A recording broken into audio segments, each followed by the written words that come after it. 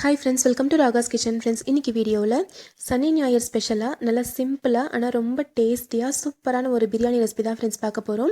குக்கர்லேயே கொஞ்சம் கூட குழையாமல் நல்லா உதிரியான நல்லா டேஸ்டியான ஒரு பிரியாணி ரெசிபி பார்க்க போகிறோங்க. நீங்கள் ரொம்ப நாளாக கேட்டுட்டு இருந்த சுவையான சோயா பிரியாணி எப்படி பண்ணலான்றது பார்க்கலாம். காய்கறி எதுவும் சேர்க்காம சோயா மட்டும் சேர்த்து சூப்பரான ஒரு பிரியாணி செஞ்சுருக்கோம். கண்டிப்பாக ட்ரை பண்ணி பாருங்கள். தயிர் பச்சடியோடு சர்வ் பண்ணும்போது இதோட டேஸ்ட் ரொம்ப சூப்பராக இருக்கும். இந்த காம்பினேஷனில் நீங்கள் ட்ரை பண்ணி பாருங்கள். இந்த சோயா பிரியாணி செய்கிறதுக்கு ஃபஸ்ட்டு ஒரு பவுல் எடுத்துக்கலாங்க. இதில் 1 கப் அளவுக்கு சோயா எடுத்துக்கலாம். மீல் மேக்கர், நான் இன்றைக்கி வந்துட்டு பெரிய மீல் மேக்கர் தான் எடுத்திருக்கேங்க. இதில் ஒரு 3 கப் அளவுக்கு நல்லா கொதிக்கிற தண்ணியை ஊற்றிக்கலாம். இது ஒரு 10லேருந்து 15 நிமிஷம் இதை அப்படியே விட்டுறலாம். இது நல்லா ஊறி நல்லா சாஃப்ட் ஆயிரும். பாருங்கள், கிட்டத்தட்ட ஒரு 15 நிமிஷத்துக்கு அப்புறம் பார்க்கும்போது நல்லா சாஃப்டாக ஊறிடுச்சு. இந்த தண்ணியிலேருந்து இதை நல்லா பிழிஞ்சு விட்டு தனியாக எடுத்து வச்சுக்கலாம். தண்ணி எதுவும் இல்லாத மாதிரி நல்லா பிழிஞ்சு விட்டுக்கோங்க. பிழிஞ்சு விட்டு எடுத்துக்கலாம். சரியாக நான் 1 கப் அளவுக்கு எடுத்திருக்கேன். கிட்டத்தட்ட 50 கிராம் அளவுக்கு இருக்கும். நல்லா பிழிஞ்சு விட்டு எடுத்துட்டு, இது பெருசாக இருக்குது இல்லைங்களா, அதனால் 2ஆவோ அல்லது 3ஆவோ வந்துட்டு இந்த மாதிரி கட் பண்ணி எடுத்துக்கோங்க. கட் பண்ணி ஒரு பவுலில் போட்டுக்கலாம். நான் வந்து 2 கட் பண்ணி எடுத்துக்கிறேன். நீங்கள் இதுக்கு பதிலாக சின்னதாக இருக்க சோயா கூட நீங்கள் யூஸ் பண்ணலாங்க. இப்போ நம்ம கட் பண்ணி எடுத்தாச்சு. இது கூட ஒரு 1/4 கப் அளவுக்கு தயிர் சேர்த்துக்கலாம். ஒரு 1/4 டீஸ்பூன் மஞ்சள் தூள், காரத்துக்கு மிளகாய்த்தூள் சேர்த்துக்கலாம். 1/2 டீஸ்பூன் மிளகாய்த்தூள் சேர்த்துக்கிறேன். 1 டீஸ்பூன் அளவுக்கு உப்பு, இதெல்லாம் சேர்த்து நல்லா வந்து கலந்து விட்டுருங்க. இதெல்லாம் சேர்த்து நல்லா கலந்து விட்டதுக்கப்புறமா இது ஒரு 10 நிமிஷம் நல்லா ஊறட்டும். இது நல்லா ஊறிச்சுன்னா இந்த மசாலா எல்லாமே சோயாவில் ஓரளவுக்கு நல்லா இறங்கிரும். அதுக்கப்புறம் நம்ம பிரியாணி சேர்க்கும்போது ரொம்ப டேஸ்ட்டாக இருக்கும். நீங்கள் விருப்பப்பட்டீங்கன்னா இதில் ஒரு 1/2 மூடி எலுமிச்சைப்பழ சாறு கூட சேர்த்துக்கலாம். அதுவும் ரொம்ப ஃப்ளேவர் சூப்பராக இருக்கும். இப்போ ஒரு பவுலில் 1 கப் அளவுக்கு பாஸ்மதி அரிசி எடுத்துக்கலாம்.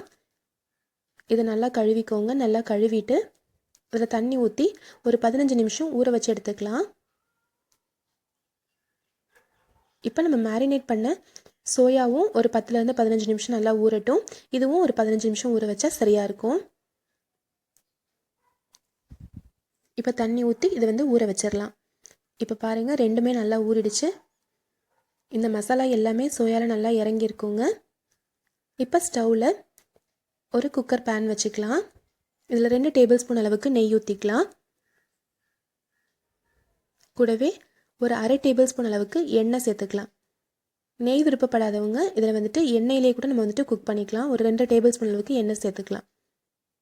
இப்போ இதில் கரம் மசாலா பொருட்கள் எல்லாம் சேர்த்துக்கலாங்க. ஒரு பிரியாணி இலை, ஒரு ஏலக்காய், சின்ன துண்டு பட்டை, ஒரு அன்னாசி பூ, 3 கிராம்பு சேர்த்துருக்கேன்.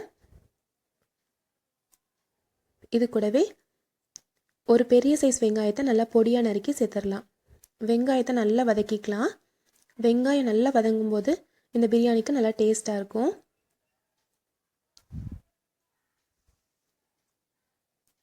வெங்காயம் வதங்கும் போதே இது கூடவே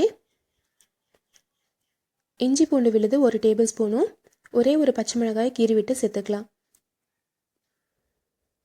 இதோட பச்சை வாசனை போகிற வரைக்கும் இது நல்லா வதங்கட்டும். இஞ்சி பூண்டு விழுது, கரம் மசாலா பொருட்கள், அதே மாதிரி வெங்காயம், இது எல்லாமே நல்லா வதங்கட்டும். பாருங்கள், இந்த அளவுக்கு நல்லா வதங்கினதும் கொஞ்சம் வெங்காயம் நல்லா கலர் மாறி வரட்டும். இந்த அளவுக்கு கலர் நல்லா மாறி வந்ததுக்கப்புறமா இதில் ஒரு தக்காளியை நல்லா பொடியாக நறுக்கி நம்ம சேர்த்துக்கலாம். இப்போ ஒரு தக்காளியை நல்லா பொடியாக நறுக்கிட்டு சேர்த்துடலாம். ஒரு தடவை நல்லா கலந்து விட்டுட்டு இப்போ இதில் மசாலா பொருட்கள் எல்லாமே சேர்த்துடலாம்.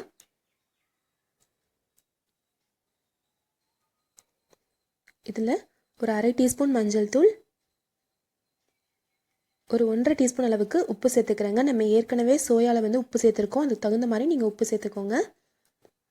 1 டீஸ்பூன் மிளகாய்த்தூள், 1 டீஸ்பூன் கரம் மசாலா தூள், இது எல்லாமே சேர்த்துட்டு இதை நல்லா வதக்கிக்கலாம். தக்காளி எல்லாமே நல்லா வதங்கி நல்லா சாஃப்ட் ஆகணும். இந்த மசாலாவோட சேர்ந்து இது எல்லாமே நல்லா வதங்கட்டும். தக்காளி எல்லாம் நல்லா சாஃப்ட் ஆனதும் அதுக்கப்புறமா நம்ம கொத்தமல்லியும் புதினாவும் சேர்த்துடலாம்.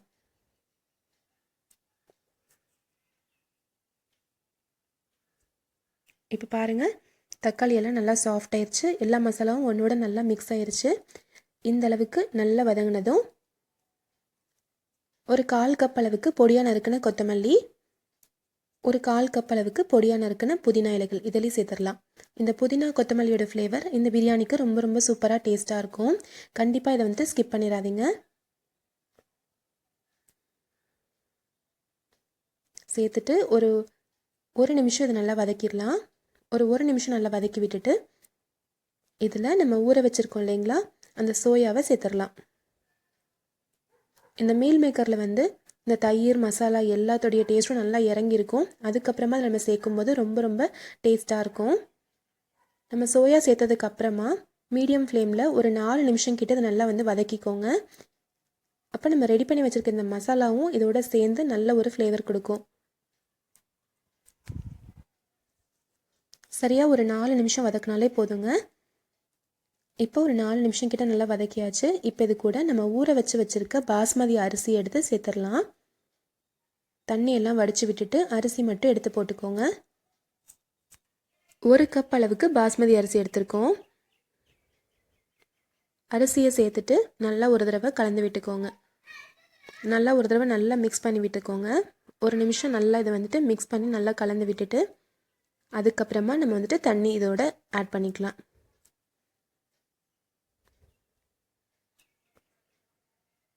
இப்போ பாருங்கள், அரிசி எல்லாமே நல்லா மிக்ஸ் ஆயிடுச்சு. இப்போ இதில் 1/2 கப் அளவுக்கு தண்ணி ஊற்றிக்கலாம்.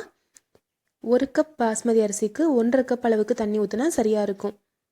ஏற்கனவே நம்மளுக்கு சோயா நல்லா வெந்துருச்சு, அதனால் 1/2 கப் அளவுக்கு தண்ணின்றது சரியான அளவில் இருக்கும்.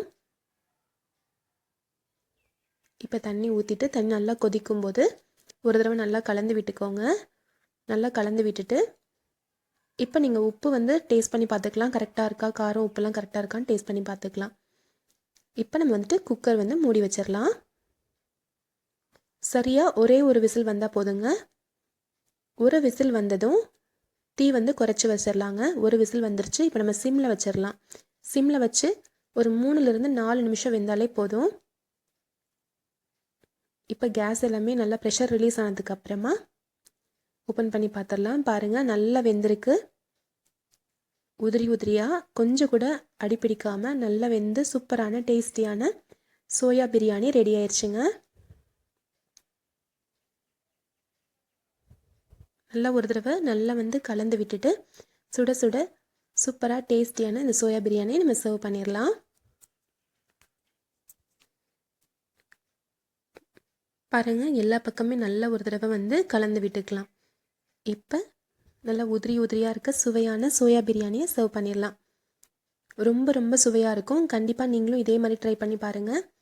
ட்ரை பண்ணி பார்த்துட்டு எப்படி வந்துச்சுன்றது சொல்லுங்கள். இதோட தயிர் பச்சடியோட சர்வ் பண்ணும்போது ரொம்ப டேஸ்ட்டாக இருக்கும்.